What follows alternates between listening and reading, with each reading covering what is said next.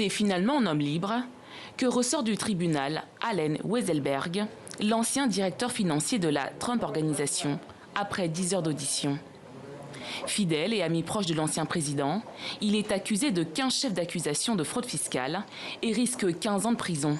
Les autorités fiscales lui reprochent notamment d'avoir dissimulé près de 2 millions de dollars d'avantages en nature reçus de la Trump Organisation et de ne pas avoir payé ses impôts. L'enquête, menée par le procureur Cyrus Vance, dure depuis 2 ans. Allen Weisselberg était arrivé menotté un peu plus tôt au tribunal. Il plaide non coupable. Son avocat affirme que le directeur financier est utilisé comme un pion pour nuire à Donald Trump. Si la société avait un autre nom, je ne pense pas que ces accusations auraient été émises. En fait, je suis presque certain qu'elles n'auraient pas été lancées si le nom était différent. Pour le moment, Donald Trump lui-même n'a pas été mis en accusation.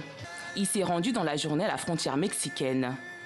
Devant ses partisans qui l'attendaient, l'ancien président a prononcé un discours dans lequel il a vivement critiqué son successeur Joe Biden sur sa politique migratoire. Tout ce que Biden avait à faire, c'était d'aller à la plage. S'il n'avait simplement rien fait, on aurait aujourd'hui la frontière la plus solide qu'on ait jamais eue. C'était en train de s'améliorer, tout s'arrangeait. Donald Trump dénonce une nouvelle chasse aux sorcières et des accusations politiques. Même si Trump n'a pas lui-même été visé par cette affaire, ces accusations devraient porter un coup dur à ses affaires.